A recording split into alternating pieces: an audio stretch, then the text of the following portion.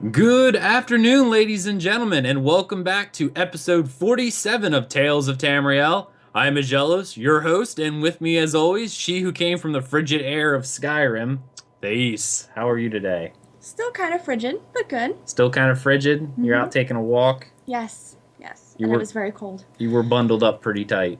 Let's see, I wear like 2 pairs of pants, and 3 pairs of socks, and 4 hoodies, and 2 scarves. Yeah. Scarves, huh? Yes. Must be nice to have a scarf. You could always borrow one of my scarves. No, you promised me you would make me a scarf at the beginning of our relationship. That was like 5 years ago. Yeah, we have not been together for that long. We've been together for very close to that. Have we? We've been married for coming up on 2 years. We were together for a year and a half before It's been that long already. we were engaged for a year. So yeah, we're coming up on 5, I guess. It's getting around there. And you promised me a scarf. I did. Yeah. But then you brought home... You started it. You brought home more kitties. So I had to dismantle your scarf to make cat toys. Nice. Yeah, because you had like a foot, and then all of a sudden you just unraveled it all to make cat toys. Yeah. I'm never getting a scarf. Anyway, also joining us, the man with not enough champion points to go around, Deltia of Deltia's Gaming. How are you today, good sir? It's a good day to be alive. So, not enough champion points for you, right? Oh, man. Don't get me started on that. I need my alts, man. Give me my champion points. Nope, none for you. Ah, boo. Well, 30 for you, but that's it. 30. All right, man, do we have an exciting show for you? Oh, my goodness. This has to have been one of the most exciting shows that I think we've ever prepared for. Oh, yeah. Oh, yeah. This week, we were treated to an interview with Zenimax employee and gameplay designer Joe Blackburn to talk about Update 6 and all of its goodness. And, wow. I'm so excited for you guys to listen to it. We're going to go ahead and roll right into that interview. All right, you ready, gang? So let me get this XSplit going. Yeah, it was hard keeping this a secret all week. I was so excited. So, all right, here we go. Start the whole thing, Yeah, I'm going to restart the whole thing if that's okay. Yeah. I'm sorry, we're playing with the mud crab. I like the mud tick. Mud tick. Oh, don't worry about it. Race markers. Get to it? All right, I'm going to... Great, how are you guys? Well, fantastic, because we're on the line with you. We're super excited. Yay! And the worst part is I have the video up so people can see me squealing like a girl. It's going to be great. So, first off, before we really begin, can you tell us about who you are and what your role at Zenimax is? So, my role at Zenimax is I'm a gameplay designer, and my main focus is on converting everything right now for our big Update 6 and making sure all the abilities are balanced and fun to use. Excellent. Good MMOs always having abilities that are responsive and actually fun to play with. Definitely. All right, so we gathered a couple questions that we're going to interview Mr. Blackburn here, and hopefully he can answer as many as possible. He likes to go by Professor Blackburn, actually. I was going to call him Lord Blackthorn earlier. Like, this is just a note if you've not seen... Sherlock Holmes. Sherlock Holmes. I was like, oh, please don't let me call him Lord Blackthorn. Please don't let me call him Lord Blackthorn. But that's what's going to happen.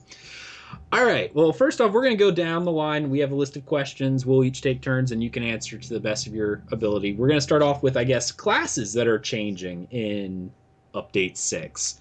Now, I'm taking this first one because it's about my Templar, and I love my Templar. So compared to other classes, I feel, and I think other people feel the same, that resource management is a bit weak for Templars. Unlike some of the other classes that get a good bit of reductions to skill costs via passives or when they use active abilities, see Dragon Knight Standard, for instance. But the only real resource return is through the Restoring Spirit passive, which is reduces cost by 4%. Are there any plans to change this or new ways to regain resources for Templars? For sure. One of the things we're really doing in Update 6 is the removal of soft caps when we go to champion system.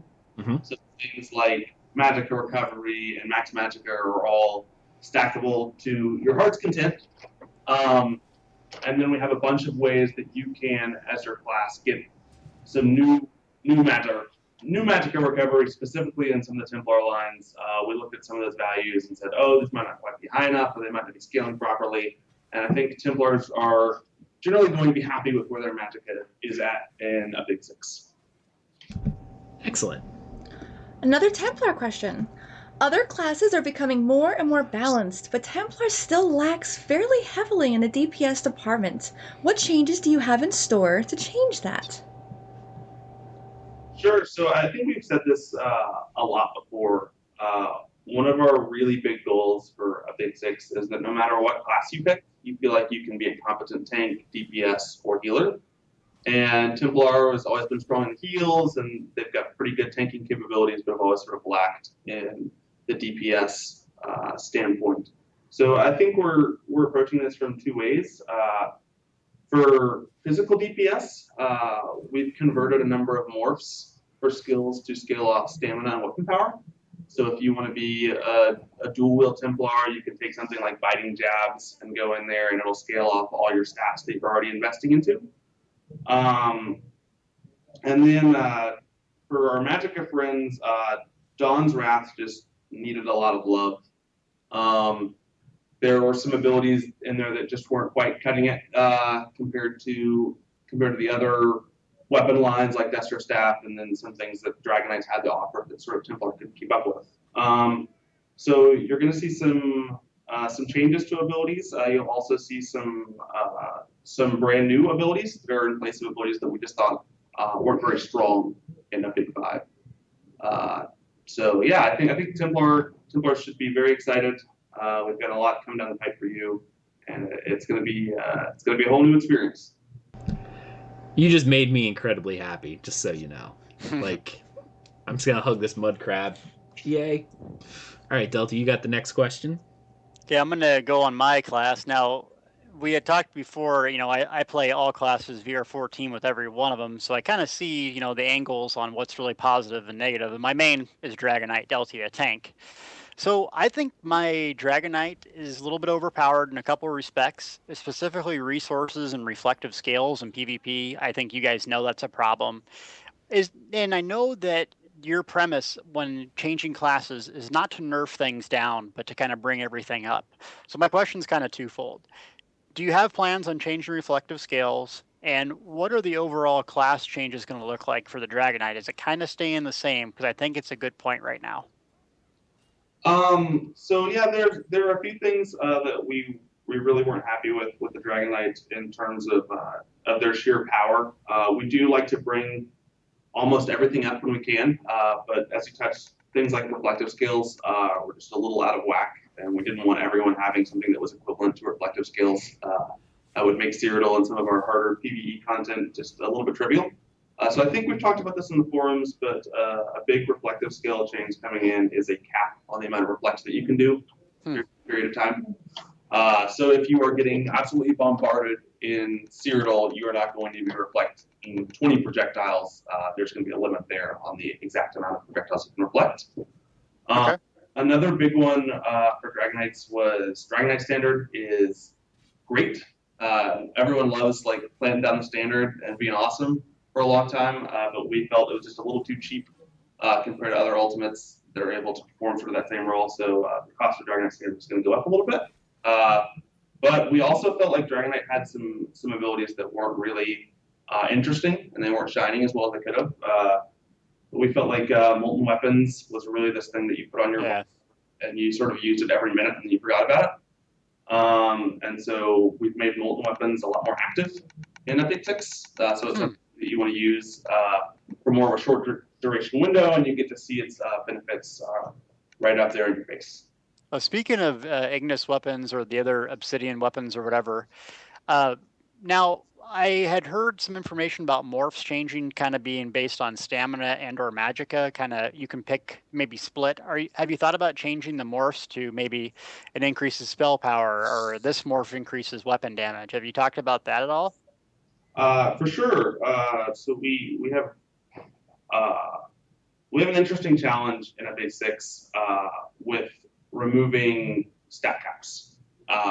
One thing we really didn't want to happen was this sort of explosion where everyone felt like they had to put 4 abilities in their bar that all buff the same stat and then 1 primary attack. So what we've done in update 6 is we've sort of grouped buffs together. If you have an ability that really increases your attack power, we call this like major brutality. And so this will give you that specific buff, and there may be a couple of abilities that give you that buff. So you don't want to put all of them on your bar because you just be replacing that buff constantly. Huh. And so after we did that, we went and threw in specific abilities and say, okay, you're going to give this really great attack power buff, whereas this other morph may give this really powerful spell power buff or spell critical buff. And so a lot of the ways you're going to build your bar is by figuring out which one of these buffs do you want to run with, and sort of how can you make that that class exactly the way you want to. Wow. That is awesome. That is cool. What'd you call it again? Brutality? Yeah, so we have a bunch of different names for all these buffs, and you'll see them in the tooltip. And you'll see like, oh, spiked armor is going to give you major resolve and major war, and that increases your armor and increases your spell resistance. And so you know when you see another ability that gives you those buffs, you're like, oh, I don't have to use that ability. I've already got one ability that does this for me. Huh. Wow, that's a great change. Mm-hmm. Absolutely.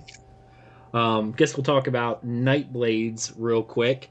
So, plans for stealth. As of right now, stealth on Nightblade seems rather, I put in quotes, useless. As a potion of invisibility seems to be the preferred choice for stealth, since if you sneeze in the direction of a stealth Nightblade, it just breaks stealth. Are there any plans to make stealth for Nightblades a little bit more robust? Any changes to it? And I know this will come in with the justice system later, changes to stealth as a whole. I think that was talked about. So one of our big issues with Nightblade stealth is I think the real ability people are talking about here is Shadow Cloak. What happens when you press Shadow Cloak? We are constantly and have been over the past couple months with this update, been looking into bugs and ways that can remove your Shadow Cloak when you're not supposed to be removed from Shadow Cloak. We want that ability to feel like it is a potential escape, or it is something where you can just drop out of visibility real quick and get a stealth attack off. The concern there is that ability also has the potential to swing to be probably the best ability in the game. If it does everything that people sort of want it to do, where you'd be completely invisible and completely untargetable, and you'd be able to press it and just be at any point, I'm invisible and doing stealth attacks on me. So it's a very tricky balance point there with Nightblades, but we do understand that you want to play that stealth archetype, and you want to feel like I'm the guy that really specializes in getting out of stealth and being a sneaky guy. And we are constantly aware of that, and we are definitely making some changes to specifically Shadow Cloak so it works better and you feel like, oh, I really am a stealth. Mm-hmm. It's getting brought out immediately. Yeah, I mean, I think all of us would agree that if it was a perma stealth, no way to break it, it would be a little overpowered. It's just as of now, especially with bugs and stuff, it seems like using it just disappears. You know, you disappear for half a second. You don't even get to move before it's gone again. So there are a lot of conditions right now that are probably bringing you out of Shadow Cloak before it wanted to. So we're looking into those, and we hope we've got most of them fixed for update 6. Excellent. Now it's my turn. We get to talk about my class. Although there was only one major thing that really stuck out to me is a problem that I feel needs to be addressed, and that is the pet class for the sorcerer, and how that needs to be changed, and if there are any plans to change it, and if there will be any changes to the ultimate.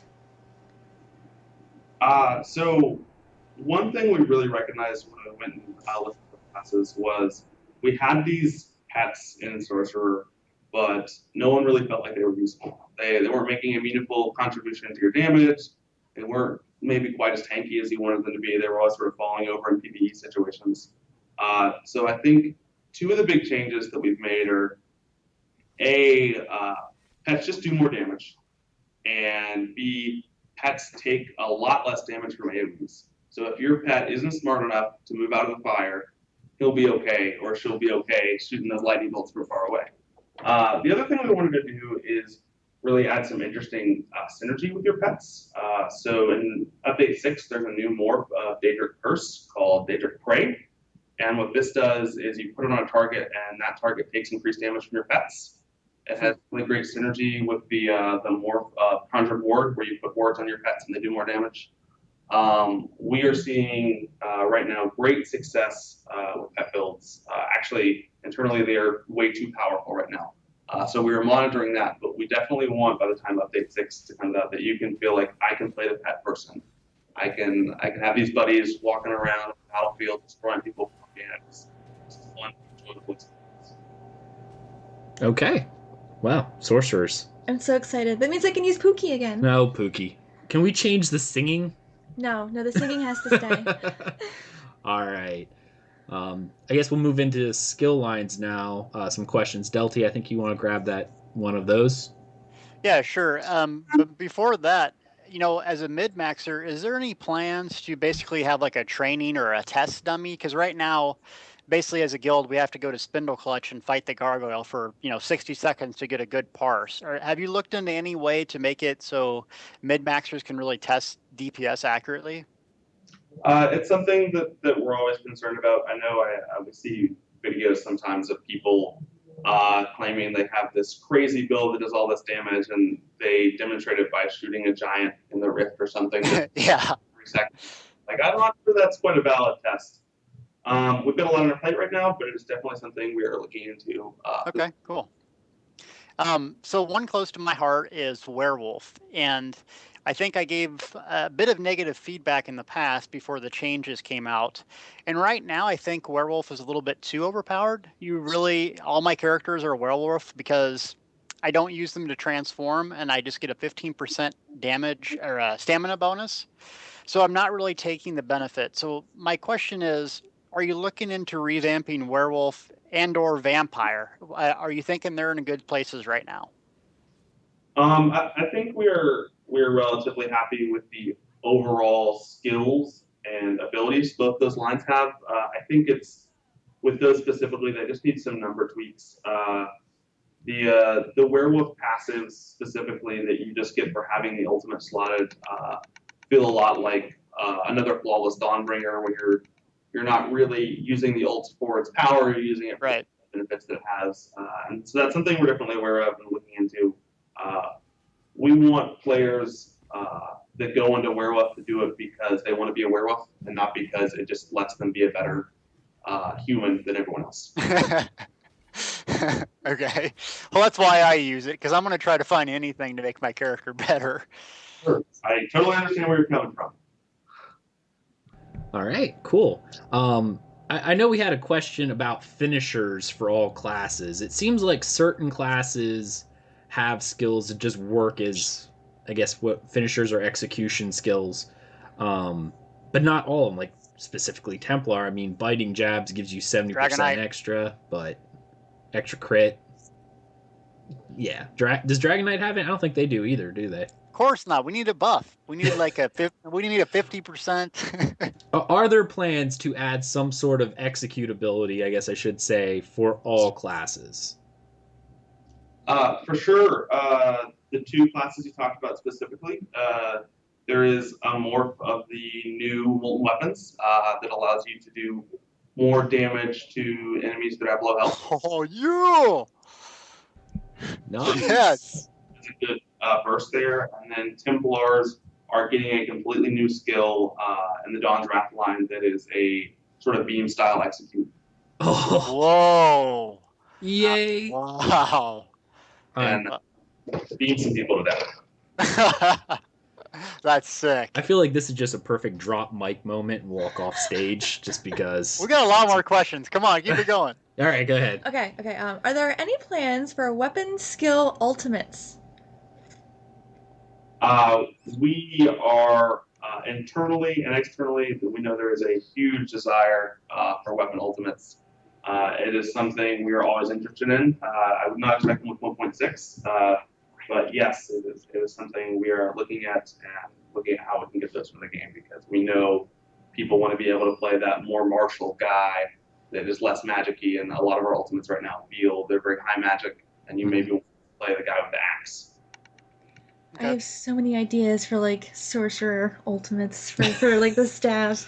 Oh. Nice. I'm going to ask my question now. Sure. I think we missed the top bullet, but Yeah. I like that the performance game in the alchemy tree, medicinal use, which basically increases the duration of potions by 3 seconds. Are you planning to make crafting more beneficial for your character, specifically in terms of performance? So medicinal use is an extremely interesting passive. I think we like players to go into crafting because they like crafting, and medicinal use is sort of an outlier there where it feels like it is the only thing in crafting right now where you want to go get it for your combat performance. We don't have any plans to change that right now, but I would expect eventually for us to evaluate those other lines and say, do these need something for combat, or do we just do we not desire to have this sort of combat perk in crafting? Because right now it is the one line where people feel like, oh, I'm getting some combat benefit out of this crafting thing, compared to all of the others which don't have anything like that. Okay. All right. Cool. We did miss our top bullet, but I kind of want to save that for the end so you can use that to kind of wrap up this section because I think it will be a little better for that. Any plans for an Undaunted type ultimate? Are you sticking with the plain active skills kind of deal? That is exactly where we are with weapon ultimates too. We do feel like, especially now in some of our higher end content, those AVA ultimates that come out and they feel really powerful, and some people feel like they have to go do maybe content that they don't enjoy to be able to succeed at the content they do enjoy. So we definitely think there's a gap there where we could potentially have a really cool Undaunted ultimate that really helped you in that sort of dungeon PvE content. Okay, yeah, makes sense. Are there going to be any changes to the class line ultimates? Sure. That was a huge part of our balance there. I think you can see some of that in. We made one ultimate change in Update 5, which was to Deathstroke, which sort of used to be a more clunky ability that you could use for high bursts in PvP, but more than often was this weird thing where you didn't know how much ultimate you had, and you were pressing it, and you had an add-on to see how much damage you were going to do, and we sort of retooled that and said, let's make this an ability where you want to use it every time it's up. And we evaluated every ability in the game for this update.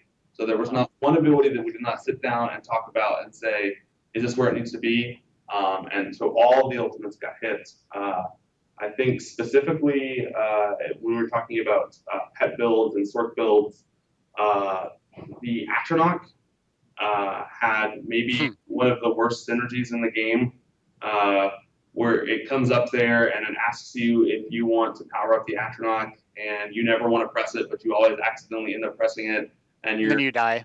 You're shooting lightning this Atronach. So in Update 6, that synergy still exists, but it is instant, and it buffs not only the Atronach's damage, but your damage. So we see people running over to the Atronach now to try to steal that from the player. So that means not only will Pookie be better, but so will Sparky Paw. Sparky Paw will be better. I'm so excited. Dear. All right, Dill, I think it was your shot. You have another question, I guess. Yeah, one last one for me is, I think you had mentioned somewhere before that right now, to me, it feels like the last straw for stamina builds to be in line is the squishiness factor. Whereas heavy armor, you really feel the benefit and the defensive gain, where light armor is almost more defensive due to the spell resistance and the self-healing that I can have. Like my Nightblade, I can run in there and sap essence, funnel health all day, you're not going to kill me. Or my medium build, I really have to be sneaky. Have you thought about tuning that, or what's the plans with that? So another really big change that we're making in 1.6 is the way that armor and spell resistance work. So when we had a system with soft caps in 1.5, there were a lot of really easy ways, no matter what armor type you were wearing, that you could crank those values up so you're getting maximum benefit from them. And now your armor value is a lot more derived off the actual armor that you're wearing. Huh. And also, coupled with this, your armor now not only gives you armor, it gives you armor and spell resistance. So if you are wearing light armor, you get a small amount of armor and you get a small amount of spell resistance, and you still have that passive in light armor that gives you a little bit more spell resistance. But if you are in medium armor, you get more armor and more spell resistance, and if you are in heavy armor, you get the most armor and the most spell resistance. So it seems logical now as far as what you wear. Okay, cool. So we also have a pretty cool ability in dual wield that allows you to take less damage from area effect attacks. Wow. Some AoEs, you can pop that and feel a little bit more tanky for a little while. Okay, well, I got to level up my dual wield now. Yeah, maybe I should too. Then I won't worry about standing in red circles that often. Oh, Be God, okay. yeah. Please, can you give the two-hander? Because I have to deal with this guy on the 3DS and like heal him through red circles type thing. Red circles are great. So I now have a Zenimax crush, and it's definitely Joe Blackburn, because now that we can see him, he's absolutely adorable. There you go. From Thais herself. He's so cute. Oh my god. Well, she's lost for the rest of this. Oh, I'm gone now. I can't Yeah. ask any more questions. Done. Nope. Just ruined the whole thing. Yep. All right. Here's a fun one. Since you did talk about that, could you give us maybe a little preview of any changes to the Fighters Guild, Mages Guild? Because it really feels like, let's face it, there's like two skills from Fighters Guild that people use: Flawless Dawnbreaker and Evil Hunter if there's Daedra. That's it. Nothing else. It's not worth it. And Mages Guild is pretty much Mage Light. Yeah, and that's that runes too.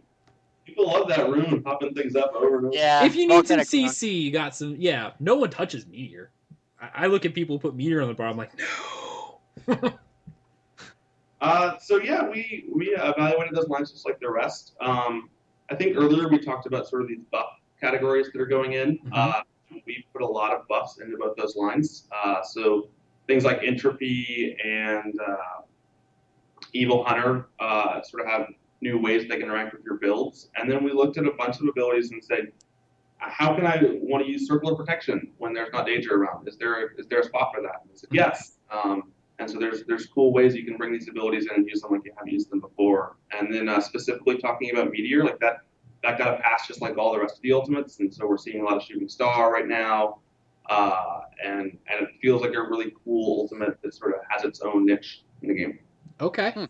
Cool. I mean, definitely, it was a shame when you look at those and go, these abilities seem so cool, but you're like, no, they're just not worth it. When they're used against you in Wave 8, it's not fun either. Nice. Part of our class ultimates feel like you have to be real up close and personal. So things like Meteor and then Soul Strike, we wanted to make sure those were valid options if you wanted to play sort of like a bow Nightblade and you needed an ultimate that you could use from range. So yeah, they're feeling pretty good. Another big change we made along with ultimates was the ability to crit based off of your highest either physical crit or spell crit. So a couple patches ago, we added the ability that they would scale based off if you were a magic user or a stamina user, which one the higher stat was, but they were still critting off spell crit. Now, if your physical crit is higher, they will say, no. Let's use this physical crit and let's get some huge meteor dropping on people's heads. Nice. Okay. Now, Delta, you had one in here for weapon power / spell power. He just answered it with Okay. regards to, because right now, specifically Nightblades, Killer's Blade or whatever might scale off of spell crit but use weapon damage. And you just answered that you're retooling that so it can kind of fall in line. Oh yeah. So one of the big changes here is currently the way your abilities crit is a little obtuse to the players. It's hard for them to tell how does this thing scale, what's it getting its damage values from, and the biggest change we've made is if you look at an ability and it costs stamina, that is going to scale off your max stamina, your weapon damage, and is going to crit based off physical crit. And if it costs magicka, then it is going to scale off your spell power, your max magicka, and use spell crit every time. So you can look at an ability and say, I know exactly what stats I want to invest into to make the most out of this ability. Cool. Okay, excellent. I think that'll wrap up these skill questions. Now, I know we said we could talk a little bit about things that are changing in 1.6. Thanks, go ahead. My question is about VR ranks. Are they remaining or are they still going to be removed? So for 1.6, we're doing sort of phase one, the champion, and VR ranks are still in at 1.6. Okay. You're going to be able to gain champion ranks no matter what better level you are, but you will still be progressing in both those systems unless you've already hit VR 14. Okay. Because I know that was a little bit of confusion. I think I was talking with Jessica earlier. VR ranks were under the impression they were going away, and I think in Update 6 everyone was thinking that they were going away.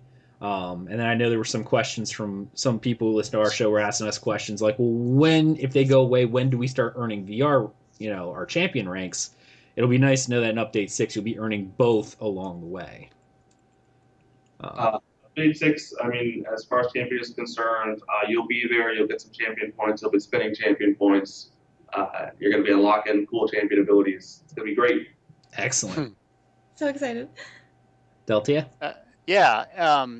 So if you know me or whatever, I get a chance to play the game a lot. I play a lot. And yeah, I love it. And well, first off, I really applaud you guys as a development team for changing the game the way we wanted it. It's really refreshing and rewarding to work with you guys and to actually take our feedback and actually do something with it. And not because it's easy, but because it's the right thing to do and you saw the future of the game. So thank you. Mm-hmm. With that being said, I play a lot. And I think I heard you guys talk about capping the champion points system out of the gate. So how are you going to keep the balance from people that can play all the time like me versus someone like Aggelos who, maybe plays 10, 20 hours a week? So it's not, I don't get such a huge head start in the champion system. So we definitely have been monitoring that. Something that I'm not sure we want to fully talk about. We're still tweaking some of those values right now internally. Okay. But we definitely want you to feel like you aren't at a huge disadvantage if someone has been playing for 2,000 hours, Science ranked 35, and you're like, oh no, that guy is way more powerful than me. So it's something we're very much aware of. We want to reward you for being loyal to the game and enjoying the game, but yeah, we don't want to create this huge imbalance between players where they feel like they can't play with their friends anymore. Real quick follow-up question to that. So do you think this is going to make Endgame more accessible? And I really think that removing I know it's phase one, but when I say Endgame more accessible, I think your first time really making that was the group scaling. So now as a VR, I can scale, my VR 14 can play with a VR 1 buddy, we set the dungeon, and we get a way to play. Once VR ranks are removed, do you think it will make trials more accessible, so it's easier for people to get into them? It takes less time to level your character, I'm essentially saying, or it's easier to find dungeons. Do you think the accessibility will increase? I think definitely accessibility is a long-term goal of the champion system. We really want to feel like you can play with your friends at any time, and you don't feel like you're wasting your time just because you're playing a dungeon or a trial with someone else that may not be as invested or has invested as much time in the game as you are. Yeah, that's such a huge concern for us here. We always want you to be able to play with your friends, and we're hopefully always moving more and more towards that goal. Okay, thanks. All right, I don't have this one on here, but I have to ask it. Is there, because you're so dedicated, and I don't know if this will be Update 6 or something you're working on, but you can shut me down if you don't want to answer it. You want to keep us playing with your friends. One of the hardest things, and I talked several of my friends into playing, and I actually have someone else who's getting it for his wife for Christmas, so I'm excited. However, I'm already in silver content, almost gold content. I can't go back and help my low-level friends, even on my high level or anything of those nature, because I finished quests that they've already done. So if we went into a zone, I'm phased out. Is there any plans to make it so the phasing is based on probably who's the group leader? That way, if my friend's going, hey, I got to go free this village from werewolves, and I'm like, I already did it, but as long as I make you group leader, I can then help you do it. Because it's very hard to quest with friends unless you only play when they're on. Because if they jump ahead, it's hard with phasing to get there. So that's some of the feedback we've gotten since we launched the game, right? Mm-hmm. There were some of these really cool quests where you could do a lot of things to change the landscape, but it made grouping, even if you were doing it at the same time, could be really difficult. We actually have a whole content team here that was striked with a task to just go through all of the things that put people in different phases and see how we can make that experience better. Okay. So it is definitely something we are super vigilant about. And when we do content, we're always thinking about how does this play in the group? How does this play in the group when we make different decisions? How does this play when I want to go help my friend? Mm-hmm. So we have trying to been improving those situations in the past and looking forward, making sure we don't sort of hit those same pitfalls again. Okay, great. Because I love how I mean, the idea of changing the world around you is wonderful, and everyone wants to feel that. It just really is not very fun when you want to go back and help a friend without having to level up a character just to play with them. It makes it difficult. It's already burned down in my world. That's why when Thais and I play, she's like, you can play, but you can't quest without me because then we'll be different. Which was a bad idea to tell you anyway, because now you're just like blowing me out of the water with levels. She said I could do it, so I did it. Why did I say that? Okay. Yeah. Is it with that one? Okay. Yeah. I noticed on the screenshot for the UI changes for collectibles that there isn't really any spot for trophy items. Are they going to have a place?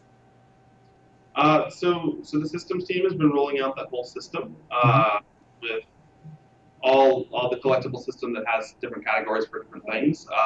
Not exactly sure what's coming in phase 1, but I know from using it, it feels a lot better to have a lot of those things that you sort of get for completing a public dungeon or your mounts not clogging up your precious inventory space. So we have a big list of things we want to get out of your inventory and into the collectible system, and if they are not getting moved out in a big 6, I know it's on the radar, and we want to get that moved out in the game. Good, because I don't want to lose that little thing I got from one of the Elite dungeons that puts me in a bubble. I love it. I love Amalexia's lantern. It's one of the first ones we ever got. That's right. Mm-hmm. All right, Delta. Have that item, and you're like, I don't want to get rid of this, but I need just that. Yeah, it's like tempering alloy. Amalexia's lantern.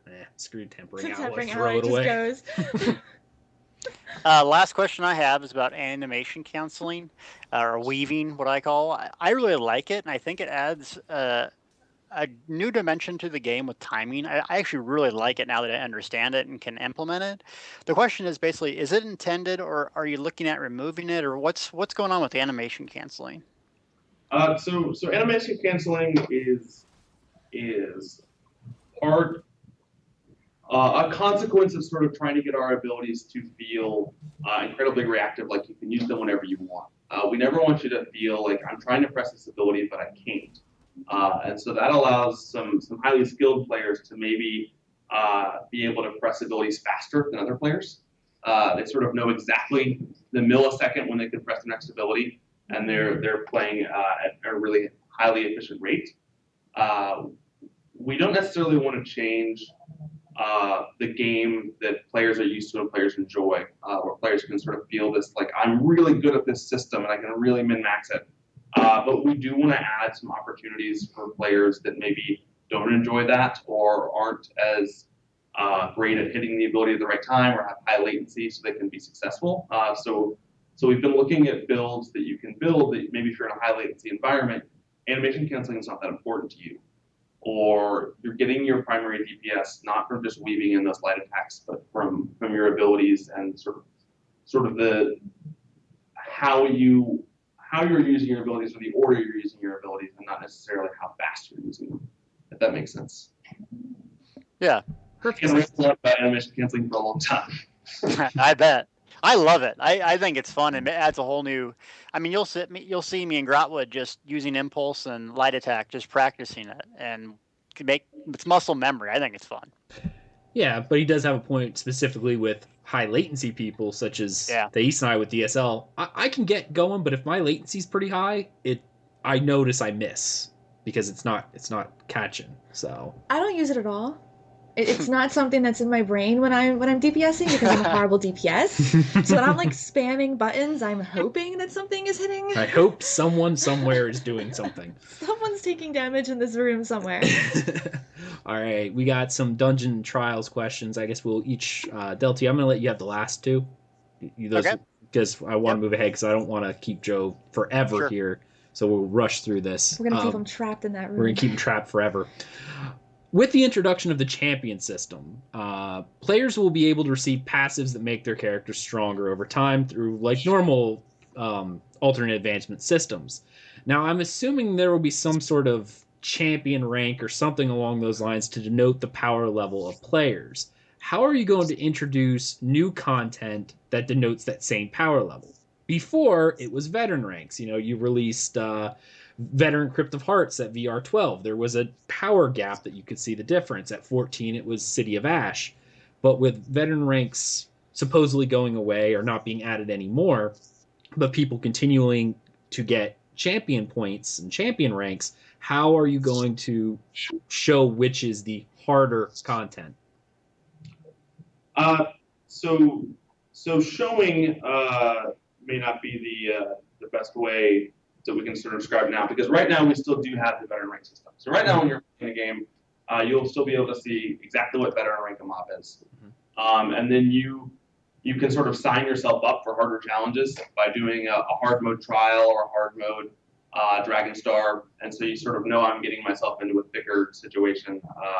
I definitely think in the future we're looking at unique UI opportunities there with conning, and sort of you can easily tell that this monster is going to be a lot tougher or a lot easier. We never want you to feel like you don't know what you're up against. So whatever the future may hold, I promise you should always be able to tell if you're going to fight something, sort of the odds of your success. Sure, because I know some of the old school MMOs, Ultima Online, sometimes you'd attack something and didn't even realize how powerful it was until it like one-shot you. You're like, oh, no, let's not do that again. Okay, what type of new PvE content is in the works? More trials, 24-mans, new boss mechanics, anything exciting? Lots of exciting things. We've got some dungeons. We've got a lot of PvE content. I don't think I can tell you much more than that. Yeah, I do want to add something in here. You may not. You can shoot me down if you want. It's fine. Time content for leaderboards.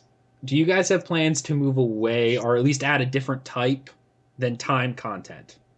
Because I know a lot of raiders from other games and things. The progressive raiders, it's more who could down the content first, not who can down it the fastest. Maybe that's an achievement in there later, but it seems the mentality of timed raids make it seem almost more like speed runs than anything. And we saw that when Hellra and AA first came out. Day one, people were getting clears and it was, I don't know, 15, 20 minutes or something like that. And now it's down to like, what, 8? Yeah, so specifically on some of those files that you mentioned, one of the things that we feel we really sort of fell into when we initially launched up trials was we underestimated player DPS by a high margin. And so when you look at those first 2 trials, Hellra and AA, some of those fights are ridiculously fast now. And so we are taking that opportunity in 1.6. There's a new scoring system for trials coming in. It's point-based, it's not time-based. And so on top of that, we were able to go look into Hellra and Ethereum Archive and make sure that those fights felt substantial. You're never going to have a 30-second boss fight anymore. Oh, thank heaven. We weren't keen on making those trials harder, per se. We just wanted to make it sure that every time you fought a boss, it was substantial and there were mechanics and you had to be aware of the mechanics and obey those mechanics. So that is definitely coming in 1.6, and the scoring system that comes along with that is going to have a lot more incentives for killing monsters and even completing the difficult modes of trial bosses. So you feel like if you did that difficult mode on Warrior or Ethereum Archive, your point total is much higher than someone who just completed normal. Okay, excellent. That's good to hear. Very good to hear. Okay, One last question I have, really. I love the new Sanctum trial comparatively to the two other ones. I think you've listened to a lot of the good feedback and made it, even trash pulls are hard. That's where we die. We don't die on Manic War anymore. We die on trash pulls. But what I really love is Dragonstar Arena, in particular veteran Dragonstar Arena. Now, I know you can't talk about, specifics, but is small group content like Dragonstar Arena, maybe adding a nightmare mode or a special bonus level? Are there any plans, or are you guys thinking about expanding that, or even making all the dungeons veteran level? We really like the way that small group content feels in Elder Scrolls Online. We think some of our most fun encounters are with 3 of your friends. So we will definitely not abandon that and look for more challenging format content and more accessible format content in the future. Okay. Well, one follow-up question. I love master weapons. Have you ever thought about making master armor? I will say that master weapons was getting our feet wet into sort of the ability altering enchant. Uh-oh. All right. So we really like what we saw there, and we're excited about doing that with more abilities and more items. Well, I really like them, so thanks. Definitely. All right. We have our last section we wanted to go over, if you still have a few minutes, about items, since you did say you can do a little bit of itemy stuff. We'll see. We'll see about the itemy stuff. Okay. Now, I'm assuming, again, this is assumption on my part, that we're not adding any more veteran ranks with the champion system. Okay. So with that assumption under our belts, how are you going to be introducing new items into the game that increases the player's power without increasing a quote-unquote level cap? So that's a fairly easy thing to do on our end. Just sort of make more and more powerful items. Items can scale up to infinity. So that's not a huge worry. But we do want to make sure that anytime we add items, that it is something that feels right and feels like the right amount of power increase for the activity you did. So I think we'll be okay there, but it's something we'll have to monitor. Okay. Do you have plans for amazing items such as Daedric artifacts in the game? If so, how do you envision them being earned? So I think one of our more successful itemization schemes that has recently come out was the monster masks. On it. You think that it feels really great when you get this cool. I love them. Headpiece set, and some of them have really cool and powerful abilities. So we will definitely be doing more things like that, more small sets or single items that have these really unique powers that you get really either changes the way you play or can really amplify a specific style of play. Excellent. I was going to say, it's one thing when you get items while leveling that are quote unquote, if the MMO term, the stat stick, where it hits harder. That's not really a fun itemization. But what you guys did with the Undaunted stuff, that's a fun itemization. Yeah, it may give a little bit of power one way or the other, but it's the set bonuses that make it do unique things. Same with the master weapons, that it's like, no, this is not just some other great sword. It does something else that make it fun. I could spoil it all and show you guys some of the concept art for all of these. Some of them, like, they come across in an email, you're like, what? I'm going to be able to wear what on my head? Sitting there teasing. That was a tease. That was not fair. Don't tease if you don't good. aim to please, good sir. That's all I'm saying. No, it's cool. All right, Deltia. Yeah, I know you've been really gracious with your time. I want to say 2 things. One is that the gear in this game, I know you may not develop it, or you may, I think is fantastic. The sets, the amount of sets, and then everyone really has to use crafted gear. I really like that. Some people use crafted gear, a combination of drops, things they find, PvP gear. It just feels your character is really unique in gear. Now, my question to follow up with that is, I know champion system, phase 1, we're keeping the VR ranks. But have you guys talked about how basically once those are removed, how the gear that you've already earned will scale. So like, let's say I have a VR1 right now, and I just completed Sanctum Ophidia and got my VR14 awesome Ophidian gear. Now everyone's level 50. Can that character wear my awesome? You see where I'm going with this?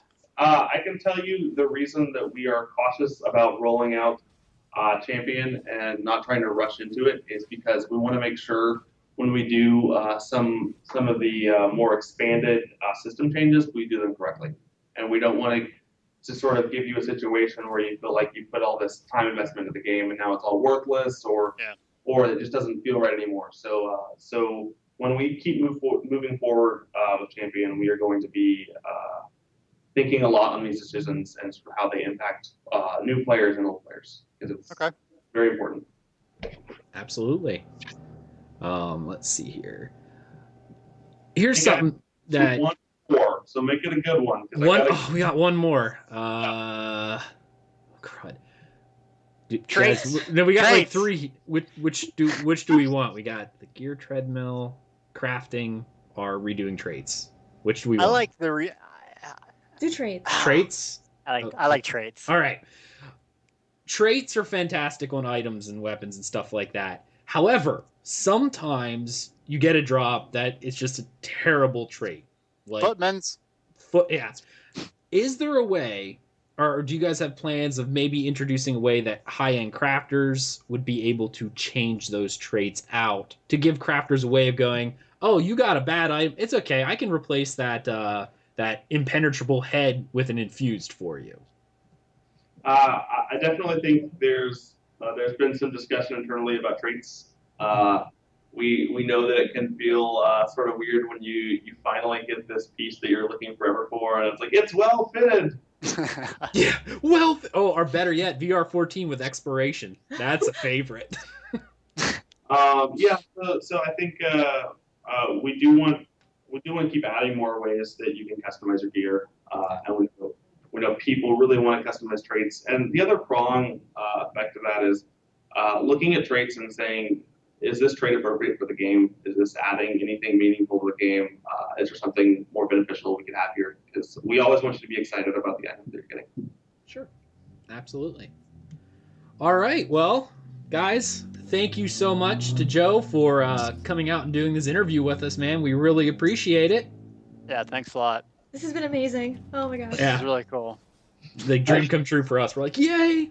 As you see in the video, I'm just like, I really wish you could like rotate the camera so you could see like the awesome art on some of these whiteboards. There he goes again with the teasing. Like, yeah, right over there is our entire plan for the next 10 years. But it's a shame you can't look over there. No, it's just this awesome guy with a beard. Wait, Oh, we're gonna see it. We're gonna see it. No, I can't rotate it that way. Oh! More teasing. That's what happens. Of a guy with a beard over there. Guy with a beard. Nice. All right. Thanks so much for talking to me, guys. It was awesome. And I'll look forward to hearing more from you guys. We're always listening on the forums and on Reddit, so we take really what you guys say to heart. So never stop talking. Oh, Keep up the good work. You're doing great. All right, we're back. How did you guys like that? That was probably one of the most fun interviews I think we've ever done. Like, period. I mean, we've talked to a lot of people in the community, but we were definitely very honored to have Joe come on and give us all that news about Update 6. Yeah, so. that was a lot of fun. He very, very forthright, and we got some good nuggets out of that. Absolutely.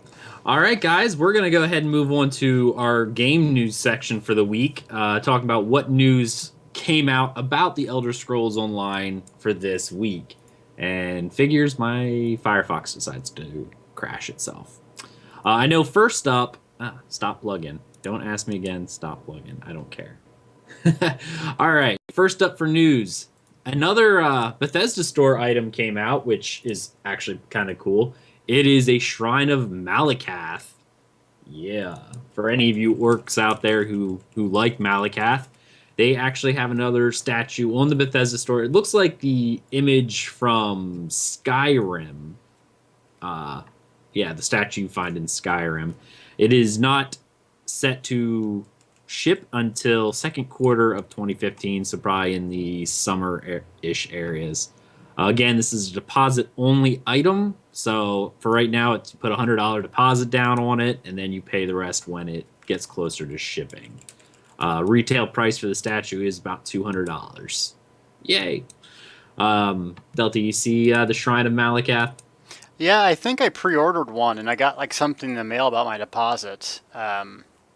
So I forget which one I pre-ordered, but I mean, I really want to get some of these collectibles. You can see in the back of the stream, I have like all the books. I have the Nord figurine, the mud crab plushie. I really like the physical swag. And I'm actually was wearing my sweater, the hoodie. Right. Yeah, I love physical swag in this game because then you can, or for this game and things like that, because then you can kind of walk around with it and be like, yeah, especially if it's clothing or whatever. But I specifically like that one. The detail on it is fantastic. Oh yeah, phenomenal. So yeah, if you're interested, check it out on the Best Off store. Looks pretty sick. Next up in news again, they released another Tamriel Town Crier Issue number 2, and Deltia is finally on it. I'm in there, thank you. I had to complain enough. No, I'm kidding. Yeah, I got my Dragonstar series in there. So people looking to complete Dragonstar Arena, I have a basics, and then I kind of go in advanced up to stage, what am I, 4 right now. So getting 4 out. So I should be focusing on that primarily the rest of the week, which would cover veteran and normal. So if you're looking to complete that and don't know all the secrets and the timers and all that fun stuff, don't worry. I've got it all for you. Just for my own knowledge, your arena guides, you said it covers both. Are you having separate videos for normal, or are you just wrapping it into veteran and explaining the differences? I have a full normal gameplay, so you can watch every single fight, every single thing. And then I do guides for all of them because the spawns are essentially the same. There's only just usually one mechanic more. So I just put in like a bold letter, this is the veteran mechanic is all. Because memorizing the spawns is actually one of the most important things, believe it or not. Oh yeah, sure. I'm sure that affects your positioning as well as, what strategy you're using for that specific fight. So. Yep. Excellent. So there you go, guys. Check out the Tamriel Town Crier. Check out what the other podcasts are doing, what the other YouTube. Aloha's on there too. Yeah. Definitely check out what the YouTube personalities are doing, and support the personalities out there. Are you calling me a personality, bro? Would there be a lack of? No, I'm sorry. Love you tons. Oh, hugs. Oh gosh, Hugs. The ovaries. Thais. Yes. I haven't heard your lovely voice. We got to see you in RL finally. I know. But did it actually show my face? Yeah, it did. Yeah. Mm-hmm. Yep. And we got to see your pretty face. Your pretty little face. Yeah. I don't. I tried to hide, but. Well, they obviously don't come to look at Deltia and I because we're as ugly as that orc statue of Malacath. So. Hey, I'm a pretty good looking man. I'm not much better. I mean, I wasn't prepared. I didn't look good. I was just kind of, on camera. I did my makeup that day, so I made sure. Yeah. Did you? Me too. I made sure to bathe for once. Put some mascara on to make his eyes pop. Yeah. I definitely didn't bathe beforehand. Oh. Hippie. Hippies. Yeah. It happens. I'm gonna have to go through that video and just see what parts of my face were showing because now I'm concerned. Speaking of the video, we're gonna have it out I think Tuesday, right, Ag? That is correct. It'll be in podcast form on Monday, and Delta, you'll have the video interview for the interview only on Tuesday. That is correct. Yep. So if you missed any of that, guys, check it out either on the podcast or on Delta's YouTube page. All right, next bit of news is another Loremaster archive, Reforging the Past. I feel like I could have written this because the amount of time I've spent in Dwemer Ruins, because it's all about the Dwemer and talks about, what is it, Kirith Venos. Hey, we run into him. He's a character in in the game that you do a quest for. I think in Deshawn is where you first meet him and I guess his sister. Remember, there's two of them, and their pursuit to learn to craft the Dwemer style. So here we go. Reforging the Past. I'll never forget the first time I saw the unmistakable hallmarks of Dwemer craftsmanship. Too small to even see the traveling merchant's wares atop his table, my father lifted me up so I could admire the strange angles, geometric engravings, and the unusual luster of a mace and shield on display. I was captivated. Though it's likely those first pieces I laid eyes on were reproductions, they were enough to stoke my curiosity for a lifetime. I apprenticed under my father, a well-regarded smith, and tried again and again as my skills improved to replicate the Dwemer designs that so fascinated me. One of the major difficulties, of course, was not having much in the way of example or instruction. All I had to go on for ages were my memories. My father forbade me from searching for ruins on my own, though he did humor my passion by bringing me any book he could afford on the topic of the vanished race and their creations. It wasn't until I was old enough to strike out alone that I made any substantial progress. I soon discovered how right it was of my father to keep me away from Dwemer ruins in my youth. They are treacherous places, even for experienced adventurers, which I was certainly not the first time I charged headfirst into one. I was a bit too confident, I'll admit, and I never expected the spider construct that burst out of an opening in the wall as I walked by. I had no idea the ruins were still active. I was inexperienced and untried in combat, and without my skill as a smith, I doubt I would be here to tell my story today. My armor protected me from several blows I could not deflect in time with my shield, as two more spiders clanked out from the darkness, and my well-balanced mace seemed to swing itself right into them, sending tiny gears and showers of sparks flying. It was over before I knew it, and I realized that I stood among piles of still hissing metal treasure. Cramming everything that would fit into my pack, part of the carapace, a couple engraved legs, and an assortment of gears and springs, I carefully made my way back to the surface. The eight smiled on me that day, because it wasn't long before I was blinking in the sunlight, little worse for the wear than a few scratches and minor burns. Back at the forge with my prizes, I worked day and night on a new mace. I fashioned it after one in my ancient text my father had found, using my hard-won scrap to augment the smithing process. It became apparent quickly that this is what I'd been missing the whole time. The product of that sleepless week has never been recognized as a reproduction by any scholar, smith, or relic dealer. Forging in the Dwemer style, as you can see, is not for the dabbler. Only a committed craftsman will have what it takes to seek out rare, ancient texts and obtain their own materials from the deadly constructs that lurk to this day in the ruins of that lost civilization. If you think you're up to the task, I hope my story has inspired you. And if you're not, then stay well away from those ruins. I love the dwarves. They're fantastic. So there's a little bit of a question and answer here. Do you know the reasoning for the straight line down the middle of the facial mask on Dwemer helms? Was it merely an aesthetic design, or does it serve some functional purpose as well? Kirith Vanos says, bilateral and even multilateral, symmetry is such a common element in Dwemer design that it's often hard to know when it's functional, when it's stylistic, or even both. In most cultures, dualism symbolizes the dual, anuic, pedomic nature of the Erebus, but as the deep elves were said to have rejected the divines, that seems unlikely to be the explanation in their case. Of course, drawing a line down the middle of a mortal's face instantly makes that face more intimidating, so the explanation could be as simple as that. Is the dwarven ore that we find on the surface in Tamriel not actually the metal used in creating Dwemer armor, but instead a fool's dwarven ore, mistaken for the metal the dwarves used to create their legendary unrusting armor, weapons, and other assorted metal things?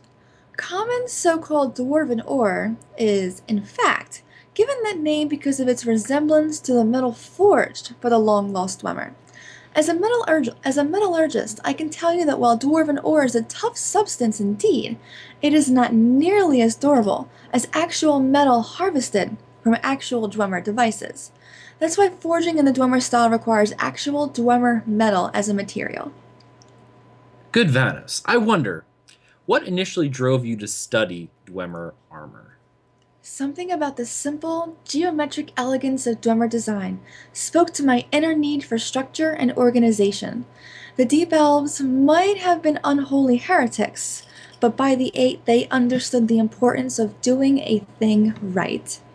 Plus, they're dwarves. So how cool is that? Pretty cool. Yeah. All right, that was Reforging the Past, Loremaster's archive. If you want to check it out for yourself, you can see it on the official Elder Scrolls Online page. Last little bit of news that they did off of the Elder Scrolls Online page, which I thought was kind of neat, is I know we've been talking about holiday events in game. Now, we all know Tamriel's calendar is full of events, and it's kind of neat.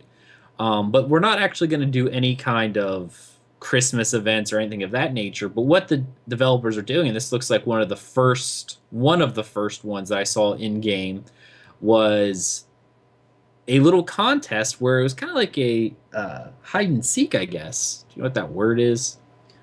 Orienteering? Orienteering. That's interesting. I don't know if it's an actual word, but it works. Yeah. So yeah, essentially what they had done, and I thought this was really neat, is on the forums they posted a schedule of the times they were doing this, and I guess the last one was like 2 hours ago, but they gave hints on where a specific location was, and the first person to go out there and take a screenshot of their character there and post it on the forums would actually win one of those Bristlegut Piglet codes. Deltia, did you see this event? Did you participate at all? I did not participate. I did see it. I thought that was pretty cool, especially around Christmas time. People like little in-game events, to kind of celebrate the holiday season. I thought it was a nice little twist on it for people that like exploring. But that's not really my gameplay, so I didn't participate. Right. That's cool. So yeah, I like the fact that they at least did it, and I look forward to seeing a lot more of, we'll say, GM run events in the future. I think that'll be kind of neat. Hopefully of some varying types. So there we go. Last bit of news, I'm sure everyone seems to have known this. ESO Live happened on Friday, the 19th of December, and they talked a lot about champion system. And oh my goodness, was it cool. Delta, did you get a chance to watch all of it? I didn't watch all of it, but most of the parts, yeah. So definitely was really interesting. I love that they showed off the champion wheel, if you will, or I don't know what they're gonna call it, but the sky or whatever. The constellation. Oh my god, that was sick. Yeah. Now they other than the champions, before we kind of get into that a little bit, they did confirm a few other little things that I thought was kind of neat. First off, new Undaunted pieces they previewed. Did you see the concept art for those, the head and shoulders? I did, yeah. That's going to look really cool. Somehow we got a screenshot of one of them. It's another boss in Fungal Grotto.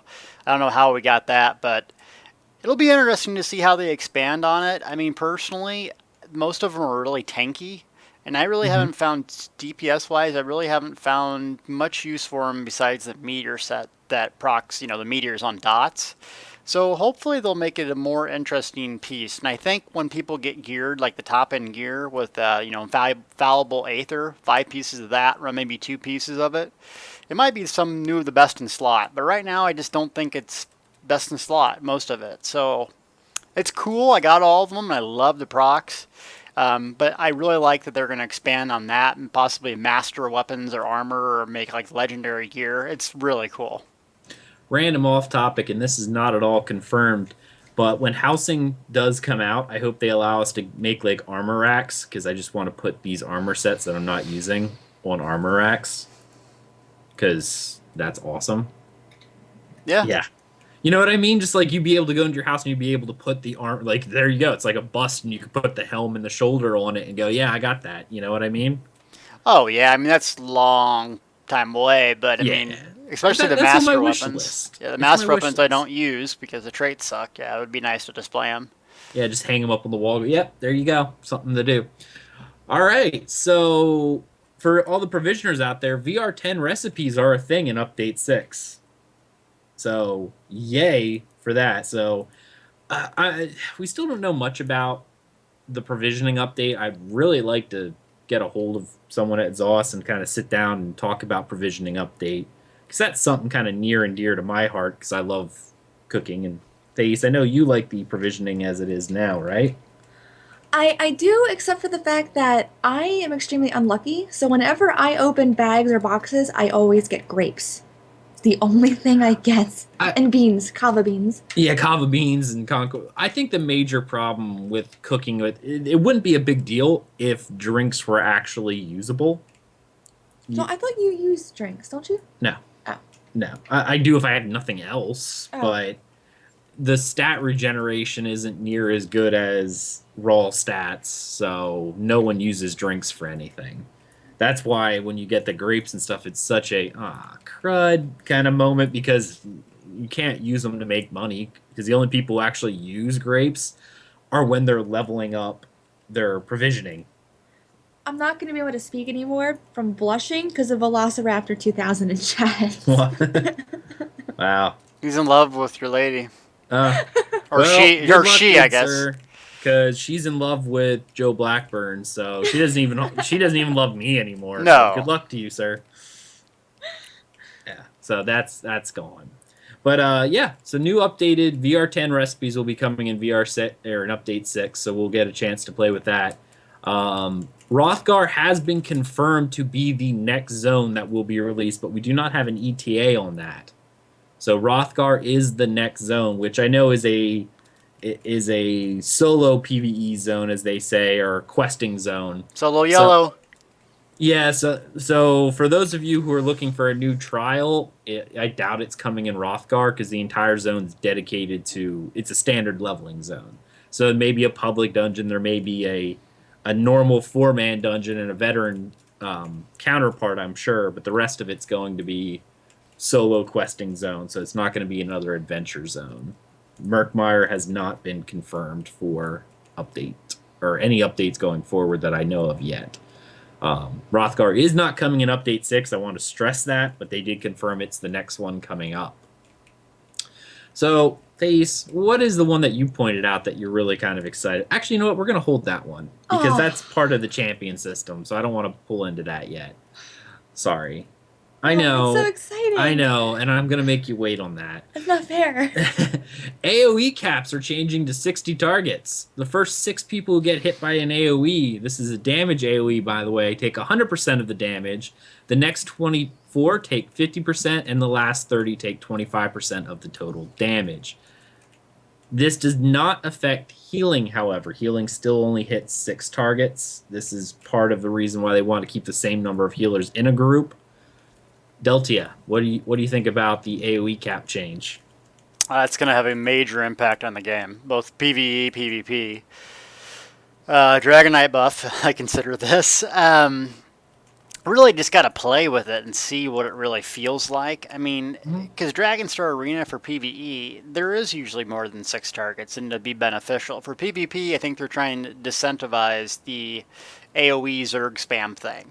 Yeah. So it's going to be good for the game. It needs to get worked out. I mean, yeah, it's going to be interesting to even speculate on. I'm like, God, how is this going to affect things? For PvE, my Dragon Knight, I know I'm going to be breathing fire on more than 6 and using talons on like 900 targets with chains, so I couldn't be happier. Party Pyro in chat seems to be pretty excited about removal of an AoE cap. Yeah, he's a meatball though, so who knows?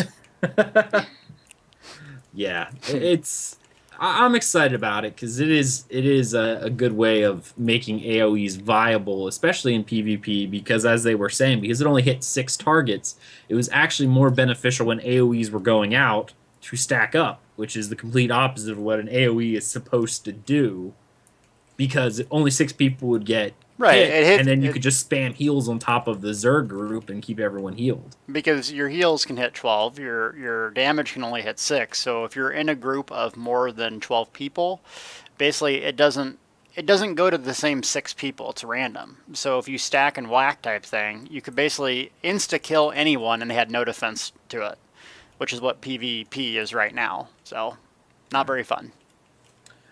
Ultimate generation is changing to a flat generation rate. I kind of like this. Wow. Light and heavy attacks get a buff that when after you hit, you generate 3 ultimate each second. Healers now get a buff. They only get this buff to generate ultimate when they heal someone who has the ultimate generation buff. So you're not going to be able to spam healing springs before a fight to get your ultimate up. I never did that. It never occurred to me because I gain ultimate so quickly anyway that I can just use Sparky Paw numerously. The weakest ultimate in the game, yeah. Yeah, you know, my favorite one. That's saved my butt lots of times. Well, speaking of Sparky Paw, I guess we can talk about that a little bit because they did talk about how synergies are getting buffed up and Sparky Paw may actually be useful because it's no longer a channel.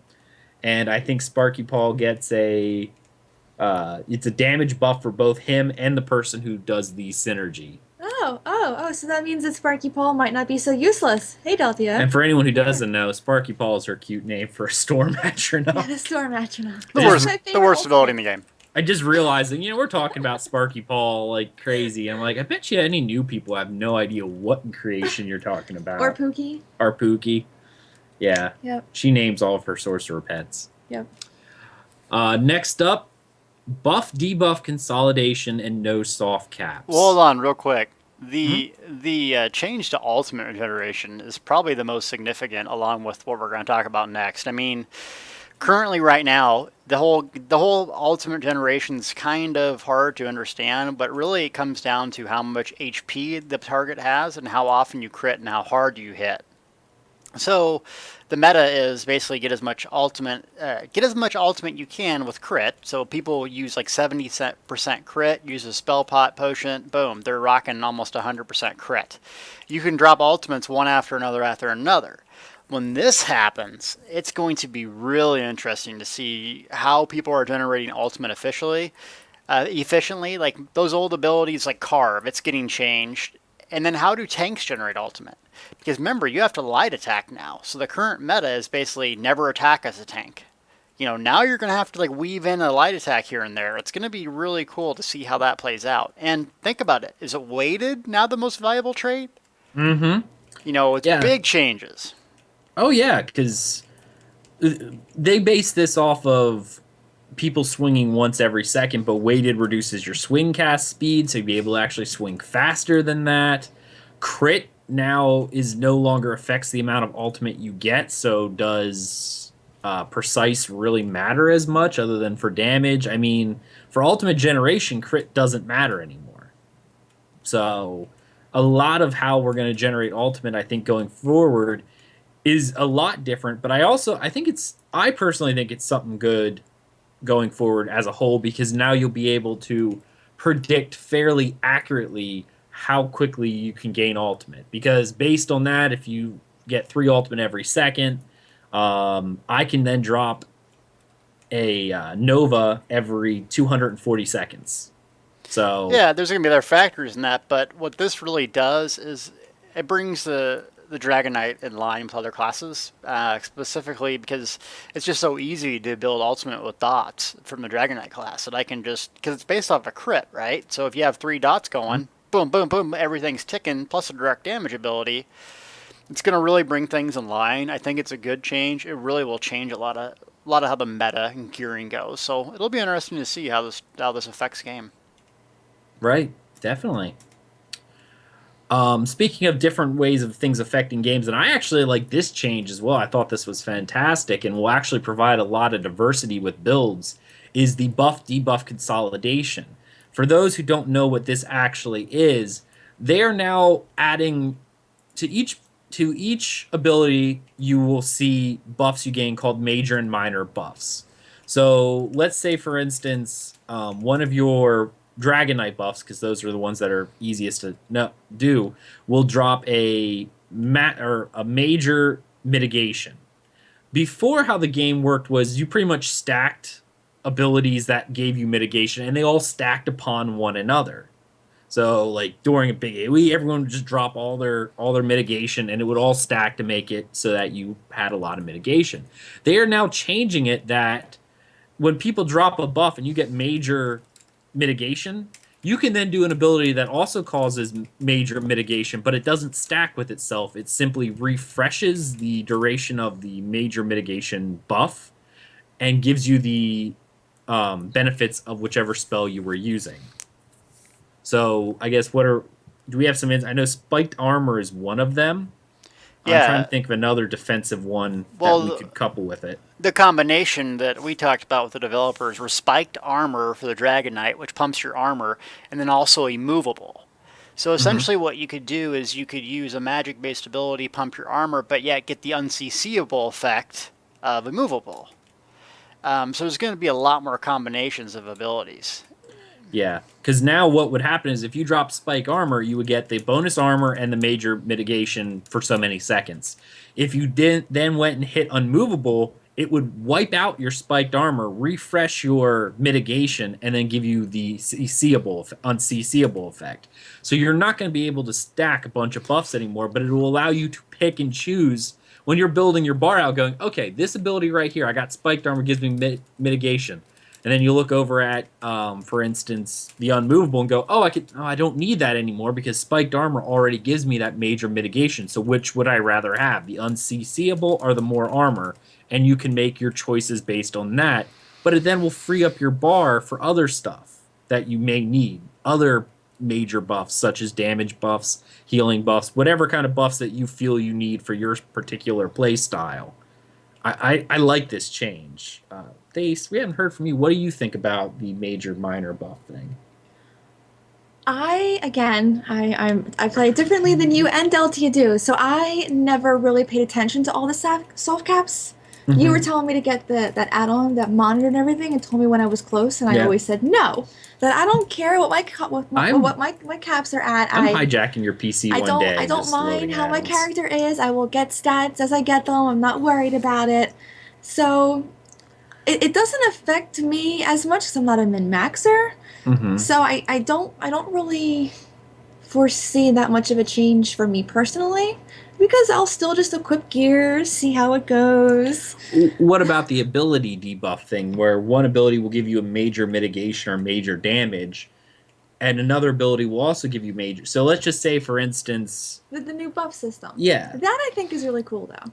What happens if I'm just going to jab at your heart right now. What happens if your buffs, like your pets, overlap each other, where it's not useful to have all of them because they provide the same buff? Not that they would. But there's no real reason for you to have all. Well, I don't see a reason to have all your pets anyway. Yeah, I see what Kipster said. It's not that I'm so casual it hurts. It's just I'm not a min-maxer. I pay attention to all the numbers. I play for fun and because it's pretty and because I enjoy it. Not because I want to hit the hardest and be the meanest and growl and everything. There's never a reason to have all your pets out at once. Mm-hmm. I was just trying to. I don't know much about sorcerer abilities, but that's what I was specifically using. Like now with chain. If you could potentially not have all your pets out at once, that's okay, because then you would want to choose the best pet for the situation that gives the best buff. There you go. Mix and match your buffs. I like it. Delty, did we get your information or your thoughts on the buffs? No. Go for it. It's huge change in especially later game content because right now the whole meta is drop a veil of blades for 30% damage mitigation, drop a nova, you have a nova rotation from the Templar. It's just calculated. Everyone knows it's going to change everything, and there's going to be so much work on my site that I have to do now.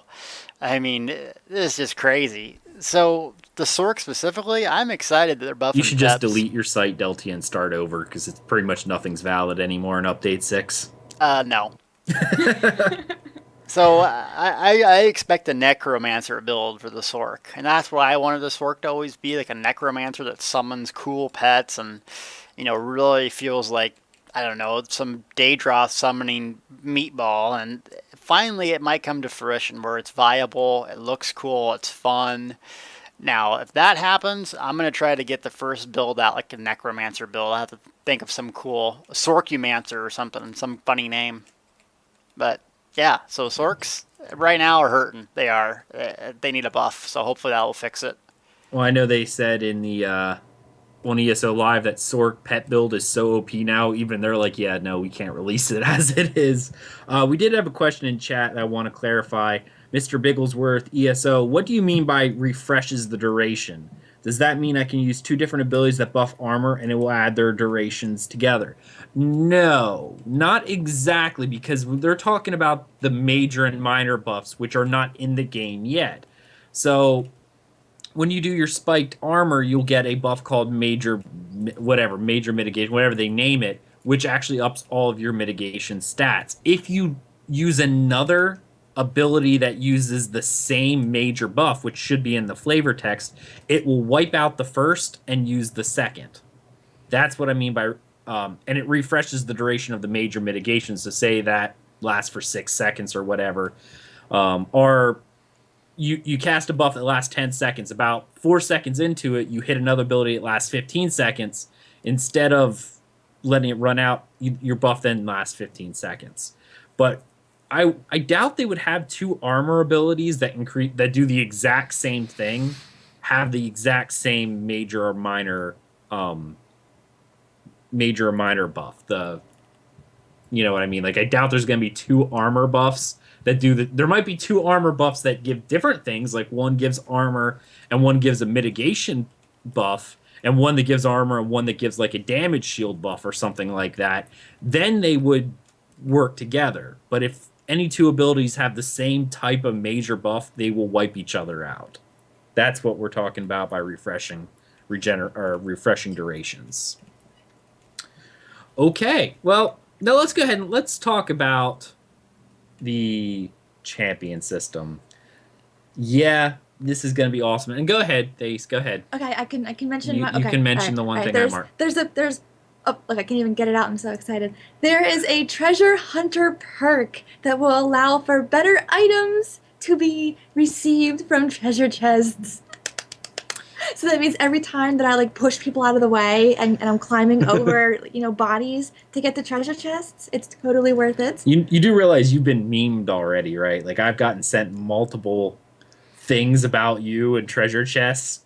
Like, look, there's a treasure chest, and you're pushing people out of the way. You have... Even this morning when I was playing my ult, I was singing my little song going, the best part about playing my ult solo is I finally get treasure chests. Well, wasn't it, I think it was yesterday, where you said, oh, look, there's a treasure chest, and I ran, like, all the way from, like, the other side of the zone to the treasure chest, knocked you out of the way. Absolutely. It's kind of crazy, but the champion system will allow us to earn extra points called champion points and put them in one of 9 different trees, technically. The main idea of this is it's in a rotating basis. You have the warrior, the mage, and the thief. The warrior, all points put into the warrior constellations will grant health and generally kind of defensive passives. Stamina, or the thief tree, affects your stamina, obviously, and a lot of like damage abilities for melee, physical damage, and stamina regenerations. And finally, the mage tree obviously is your magic tree that affects that. Now, within each tree is 3 separate smaller constellations that you can invest your points in to gain different types of buffs. And one of those things, specifically like Treasure Hunter, are one of those flavor buffs that you can then unlock over time to give you extra benefits. Another one was War Steed or something like that, which is whenever you're riding your horse, you can use your sprint, and it never drains sprint as long as you're not in combat. So that's kind of neat. I like that. Everyone's gonna pick on me because all of my perks are gonna be in all like these special ones. I heard there was also another one that made it faster to pick flowers. I know Delty is immediately going to get that. Oh yeah, and farm ore. Like you break it up instead of like picking it, and it gives you more ore. So I'm getting like 50 of those. Yes, it doesn't matter. That's all I'm doing. I don't care. Like all my crafter alts are gonna have like 0 in health. They're gonna have all like these weird fancy perks for like picking flowers efficiently. I can pick flowers faster than anyone else in the world. You'll see that flower? It's gone. You'll see me in Cold Harbor picking bug loss. Just zooming like lightning. It's gonna be awesome. Nice. Now we were kind of theorizing a little bit about this because it goes in a rotating fashion. Like you earn 1 point for the warrior, and you have to spend it in one of those 3 warrior trees. You can't earn points and go around. Like another thing they announced, which we'll talk about, is as long as you have a VR rank character, you'll have 30 points to spend in the champion system when it launches. Now they're also capping at 30 points. Boo. Okay, what do you think about that? Boo. Hate it. So articulate. I hate it, but it makes sense because you don't want people to get out ahead really bad. I just wish they would give some incentive. I mean, they're giving you incentive to play alts after the game progresses. But for those that have dedicated a lot of time, like myself, I would like just a little bit, not a credit per se, but a reward. Maybe even 1 champion point per VR14 alt. I mean, just one, something. So I'm a little disappointed in that, but I understand their philosophy. It's just, the game can't be what I always want it to be, and I'm gonna get 1,000,000 champion points anyways, so I'll be playing more than anyone, so it'll be fine. If I could give you some of mine, I gladly would, because right now I'm sitting on 15 skill points that I have nothing to do with. These are champion points, not skill. I know, but I'm just saying that I'll probably have leftovers. Leftover champion points? No, maybe not. No. No, if you have leftover champion points, we're gonna have to divorce or something because I can't take my character away from. Yeah, I'm gonna have to confiscate your account because I'm gonna be sneaking on adding points just because I can't do that. Just for you and the Deltia, I'm gonna make sure that I don't put in any champion points for a week. You're crazy. I'll just let them sit there. How come my Sork's dying all the time? Weird. I already do that. Probably because you have a bunch of skill points that you don't use. There's a guide on a website. I think it rhymes with ltsgaming.com. I was wondering how he was going to rhyme that. Yeah, let's see how this goes. 30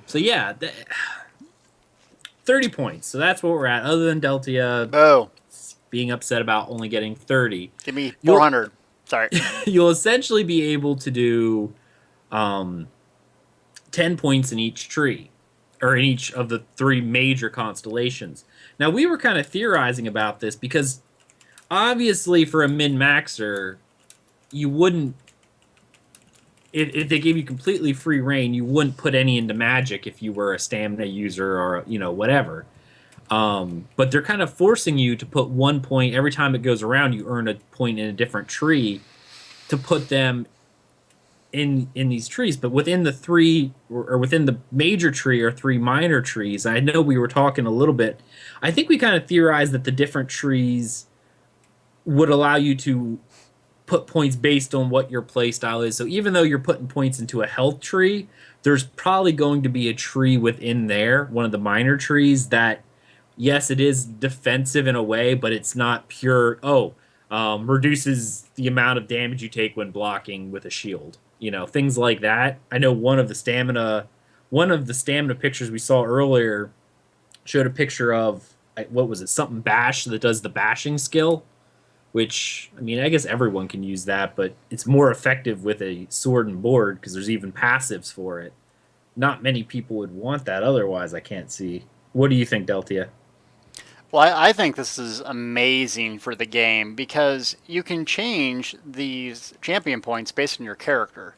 Mm-hmm. And then all your characters, all the time you're playing them, get champion points. So everything you do does not feel like a waste of time anymore. Everything. You want a level 10 guy? Great, you're earning champion points. You want that level 10 guy to be a brawler? Boom, spec him that way. You want your VR14 to be a tank? Great. So as far as the I like that you have to rotate. At first, I wanted it to be just all health and blah blah blah, but I think what they're doing is putting enough like utility stuff in the other trees that you can really still spec out to be a tank. Just you'll have to Sure. pick some utility stuff, which is there's going to be a whole new strategy of how to get back around to the tree that you want for your character, right? They're going to be some of those best in slot, if you will, type of passes, and I can't wait to write a guide about it. But my God, I have a lot of work to do.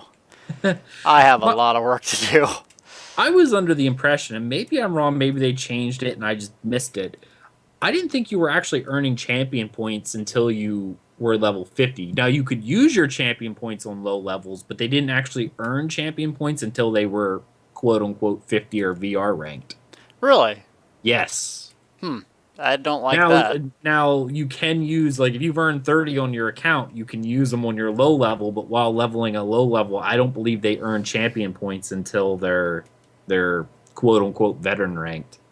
Now, that I Well, heard that a while ago. I don't know if that's still true, but well, I felt like I should throw that out there. I assume that, but if not, I dislike that wholeheartedly.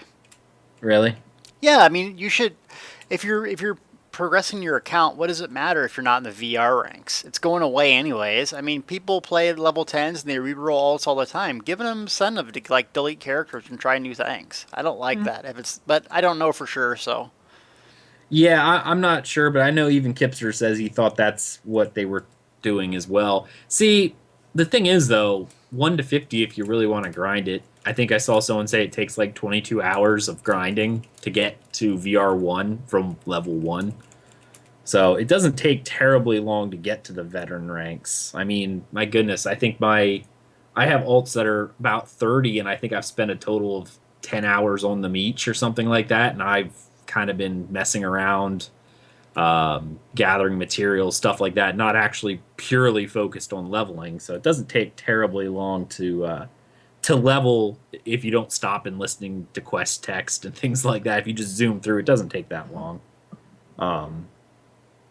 Yeah, we're seeing a couple people in chat who are all under the impression that I am, that you don't actually earn champion points until you're at least level 50. yeah, that Well, might be the case, but I don't like that. well, we'll have to see from there. So let's kind of go around and ask what each of us kind of thinks about the champion system, what it'll bring as a whole. So Deltia, why don't you go ahead and go first? Overall, big changes to the game. There's going to be a lot of problems with it at first. I'm really positive about the game, but it's going to be buggy. Believe me, there's going to be things that are overpowered, underpowered. So it's going to take some time to get polished up. This is really a plea from me as a gamer that really likes this community. Is like, if you have extra time, please get on the PTS. They really do listen to our feedback. If we do that, the champion system will grow and evolve and be awesome.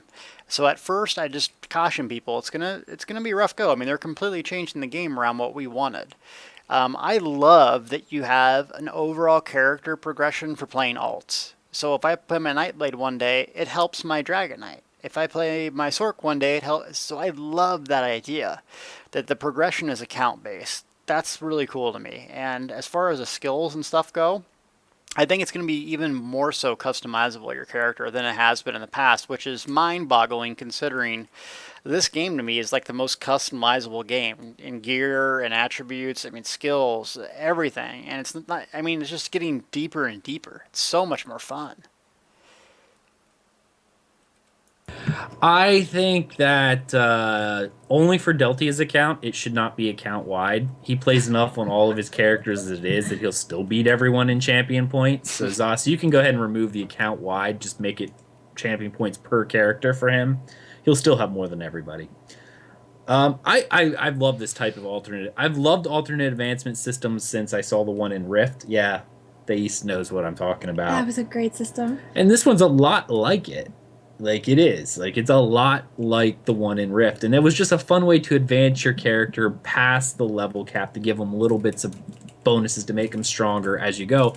And plus there's a lot of fun little things in here, like little perks like that treasure hunter. I'm not going to take it because she'll never let me have treasure chests. So it'll be wasted champion points for me. But for someone like the East, she may want it. maybe on an alt I'll get it, but not on my main because it's wasted. What do you think, Thais?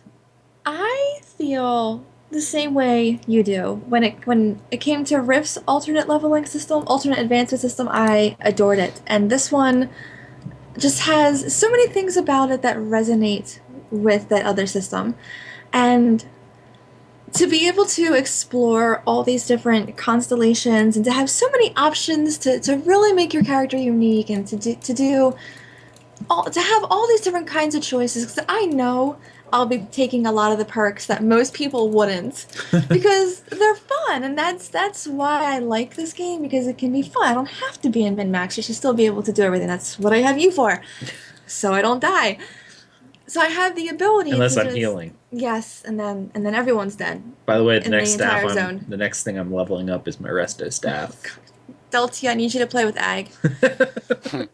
I need to get it to 50, so it's even though I don't plan on really using it, I've been leveling all the weapon skills. You're a Templar. You should be healing and nothing else. No, you No. stop it. Oh my gosh. But yes, I think that this system is going to give the game longevity. It's going to make it more interesting. There's going to be so many options. It's definitely a great idea. Excellent. All right. I guess we'll go ahead and. Does anyone have anything else they want to say on anything we heard on ESO Live before we move on to the next section? No, I'm really excited about this and Yeah. getting underway and start playing and stop speculating. It'll be fun. Yeah, definitely. All right, we're going to move on to our next section, which is our Tales of Tamriel, what we did in-game this week. And Deltia, what did you do all week? The usual, herp and the derp type thing, killing stuff. But I have, one of the Thais' little stories here about questing. So, apparently, I have actual quest I did. I did questing instead of, trials all week. Like you and Thais do. So, I guess I hadn't even completed all the quests in Lower Craglorn and Upper Craglorn. And apparently you kind of have to do that to get some Nirnhone stuff, or you get a Nirnhone weapon at the end. So I went on this, long spiel of doing all the quest series in Lower and Upper Craglorn. And actually it was a blast. It was really cool. The last quest is really hard because you have to have 4 people to open up this bridge. I mean, I wanted to solo it, but you literally couldn't. So finding 4 people in the afternoon to do this quest was a pain. But when I got it, oh my, was it cool. It opens up a huge portal. You go down, you fight these guys that you've been, dealing with the whole time. And they spawn these characters. It just was awesome. And then it goes directly into the Upper Craglorn story. And so I could finish that right away. I mean, that was a lot of content and a lot of good story. I mean, they could have easily just made that next content really, not meaningful. And I love the Yokudin. I love their armor, their lore, their Redguard thing.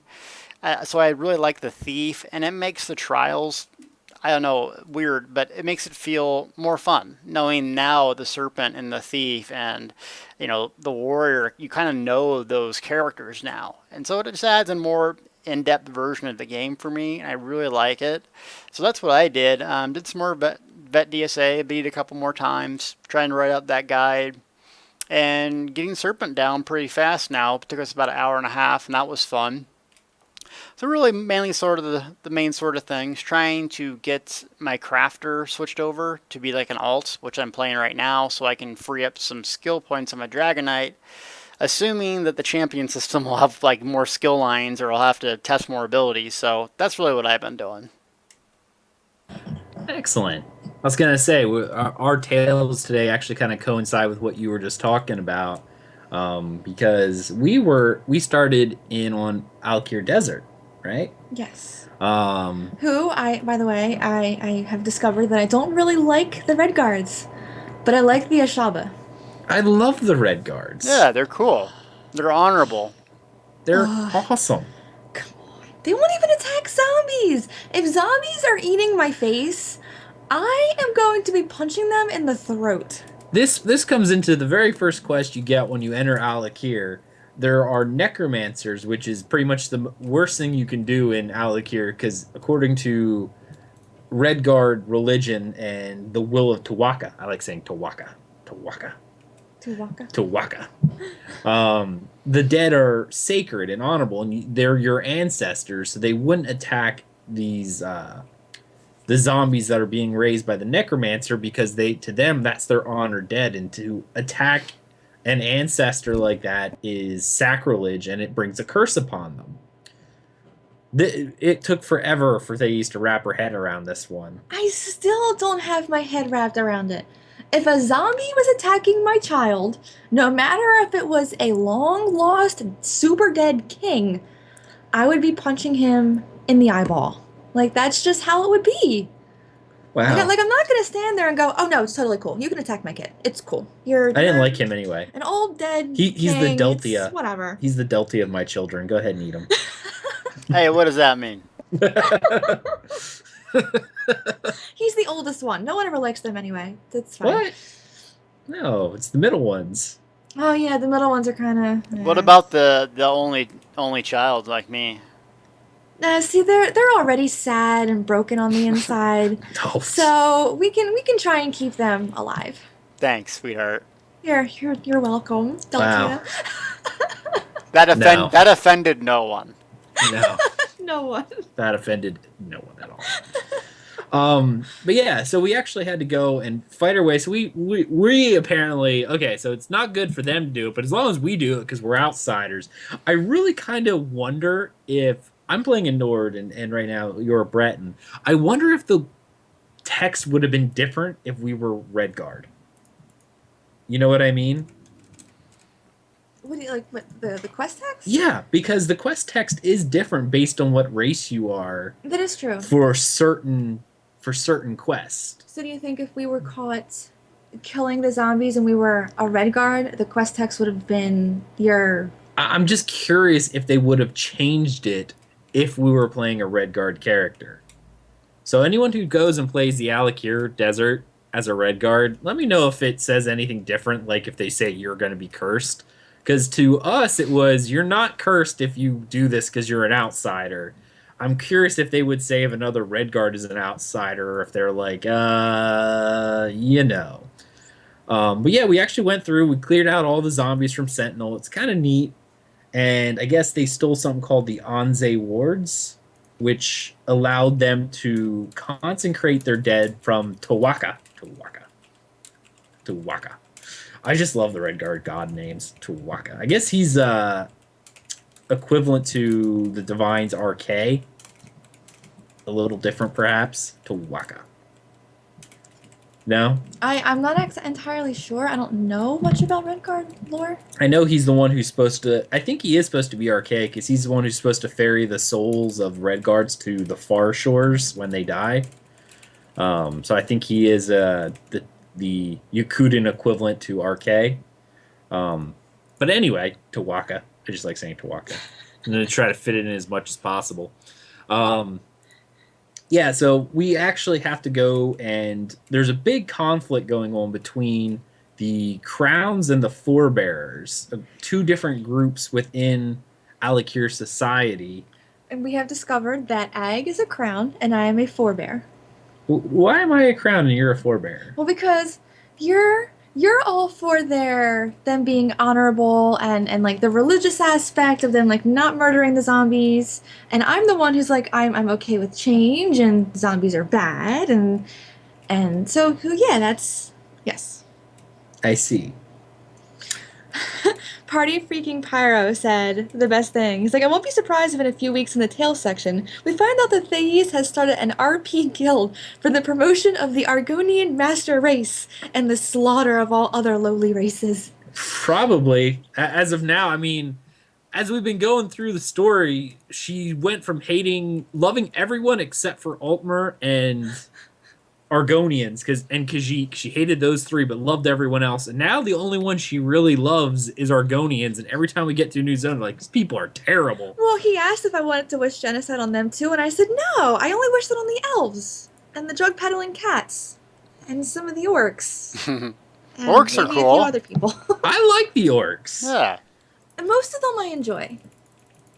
That is true. I think every race other than the Altmer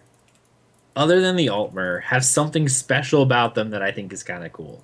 Altmer are just D-holes. No, all of AD needs to be piled onto a boat, I like the sent out Khjaiit, into though. the ocean, and set on fire. Why a boat? You haven't met one of the cooler characters. The one Khjaiit. What is his name? Something or another. Razumdar, baby, he's awesome. Razumdar. My He is boy. apparently the Khjaiit version of like Jakarn. Oh, Dude is a beast. He's a freak show. He's awesome. Yeah, like I hear a lot of good things about him as a character. Like that he's kind of interesting. You'll love him. He's a hippie. He like tries to sacrifice himself all the time. You'll love him. oh, that's awesome. I Well, really like great. them. Now when we're doing the quest line, we trying to hold them both back. Now, seriously, guys, there's nothing wrong here. You don't have to fall on your swords. It's going to be suicide watch for both of them now. Anyway, so we clear out the undead from the docks, and actually we do run into a Khjaiit who is peddling skooma. Now, and pretty much I let Thais take the reins on this. At first, I'm thinking, this can't be that bad. You know, she came to this land, she's got a whole bunch of goods. Maybe they just didn't understand, because she's like, I don't understand why they took it away. That's like what she said. And we're like, oh yeah, we'll totally help you. And then when we go to find her goods, we find out that she had brought skooma, which, you know, is an illegal drug substance. Oh yeah, Miss Hippie. Pot kettle, okay? That's all I'm going to say. Pot kettle. But looking at history is totally different. It's She like who lives in glass bowls shouldn't throw stones. glass huts, No, glass bowls, glass get it? bowls. No. So when we found that out, like it was the option was, do we either help her or do we like try and set her up, like frame her and get her sent to jail? My immediate response was, we have to send her to jail. We can't let her sell all of her skooma to these, you know, nice Redguards who have no idea what's really going on here. No, they know what they're doing. They're druggies. They know what they're doing. But we did. We put her in jail. Yeah, we did. Yep. I bent to her will, as most people say. They assume that's what happens in this relationship. I do ask for your opinion. A lot. Sometimes. So occasionally. Rarely. But then if I do an opinion that she doesn't like, she's like, really? Is that what you're gonna do? No, that was just a test to see if you wanted it. I obviously meant the other one. Right? Yeah. That's what my She's wife like, "Good, does. I thought so. Like, yeah, obviously. What do Sure. you want me to wear? This dress or this dress? That dress? Okay, I'm gonna wear the other one. Why'd you ask me my opinion? Yeah. That's how it goes. Yeah. So now we put her in jail, and now this is one of the cool parts as we're following the storyline, is because they stole these Ansi wards, which means they can't consecrate their dead anymore, so they can be raised by necromancers. The King Faharajad, who apparently is a forebearer king, wants us to contact the Ashaba, which are a group of Redguards that are kind of like outcasts because they are the undead hunters, those who have forsworn their traditions of the past, so they are exiled. However, apparently when things get rough, they're called in to fight undead and necromancy. But the general populace hates them as a whole. And Calling upon them for help usually means that you're weak, and the king did not want to do it. yeah, but we went. Now, this is what was really kind of neat, and how I think it kind of fits into Deltia. Because we get to go into a flashback to learn about the beginning of the Ashaba. And we take control of one of the crown princes of the original group of Redguards that came to Tamriel during the regatta. So we were fighting off the elves, and it was kind of neat. I love their armor, by the way. Like, their heavy armor and swords are so cool looking. Thais, what do you think? I'm not into heavy armor. Now, go ahead and tell the story about what we had to do in there when we saw the past in the beginning of it. So we went into the past, and we're trying to take over this one ruin so we can make it our new home. Because the people for some reason, they really wanted to live in the desert. I don't know why that would be appealing, but, you know, to each their own. So we have to take over this ruin, and we're fighting back, like, hordes and hordes of elves, and we finally get to where we need to go, and then we learn that the palace got broken into, and that something happened to the king. Well, we leave, we go to a secret passage, and we make our way back to where the king is, and then we find out that the king has died. And you're left with a choice. Do you tell your brother, who would follow your every whim, to go kill the king, who is now a zombie? Or do you do it yourself? And I'm thinking, if it was me, I would not want to put that on my brother. He seems like a great guy. He'll be a great king someday. And so, like, you have to make this decision that it is now your job to go against everything you've always been taught and to slay your now zombified father for, like, the good of your father. And it was really sad, and I kind of cried, and it was sad. And then you leave the room, and your brother's like, oh, I wish I could remember the line, like, honor does not need to be spoken. Yeah. Something like that. Yeah. Because your brother knows that you did the right thing, but then the vizier who's standing next to him is like, nope, you gotta leave. He knew it was exiled to do it. That's the thing, and He did. I like it. And that you saw the beginning of the Ashaba, and now we're following along their footsteps, trying to hunt down the undead across Alik'r, and that was our gameplay for this. We got quite a bit in because these kind of felt good for a change. Yeah. So we actually got a lot of questing in. So that was our gameplay for this week. We're going to move on to our next section, dramatic reading. Yay! Which we will be continuing with the series of books simply called Literature. Yeah, that's apples in there. There's apple cider that I didn't wash out well. Okay, thank you. All Because right. I was really concerned because there was things floating in your cup. Yeah, it's apples. Okay. Anyway, Literature. And the book that she'll be reading is Myths of Sheogorath, Volume 2. Who doesn't love Sheogorath? Oh, I love Sheogorath. Take it away, Thais. Sheogorath invents music. In the earliest of days, in a time when the world was still raw, Sheogorath decided to walk amongst the mortals. He donned his guise of gentleman with a cane and moved from place to place without being recognized. After 11 days and 11 nights, Sheogorath decided that life among mortals was even more boring than his otherworldly existence. What can I do to make their lives more interesting? He said to himself. At the same moment, a young woman nearby commented wistfully to herself, "The sounds of the birds are so beautiful." Sheogorath silently agreed with her. Mortals could not make the beautiful and inspired calls of birds. Their voices were wretched and mundane.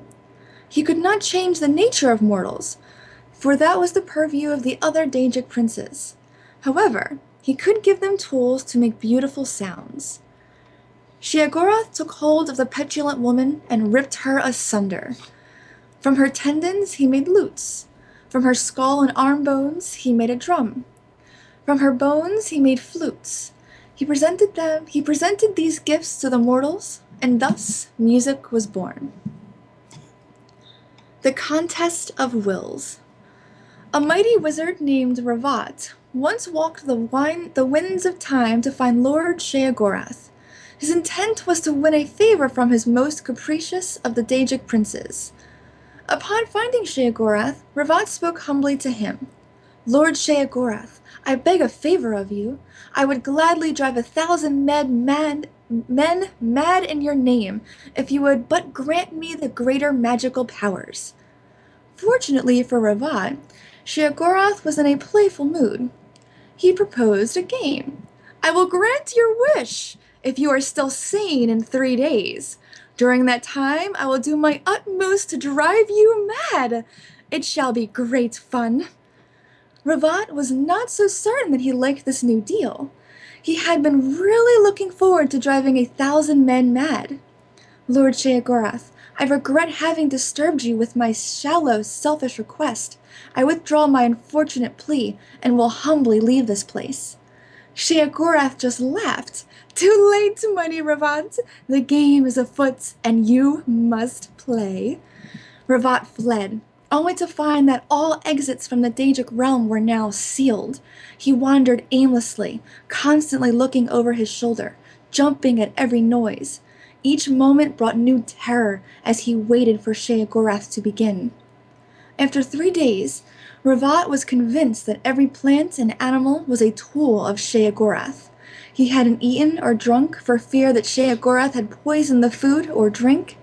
He hadn't slept for fear of Sheogorath invading his dreams, which was foolish, as dreams are the domain of Vermina. May she grant us restful sleep. It was then that Sheogorath appeared to him. Ravat cried out, "You have set the whole world to watching me. Every creature and plant are doing your bidding to drive me mad." Sheogorath replied, "Actually, I have done nothing. You have driven yourself mad with your fears. Your delusions prove that you are truly deranged, and therefore I win. While you wanted to make 1,000 men mad, I only wanted to break one man's mind, yours." From that day forward, Ravat served Sheogorath's every whim. Whenever daring travelers tried to approach Sheogorath, Ravat warns them, "Sheogorath is already inside each of us. You have already lost." I liked your voice.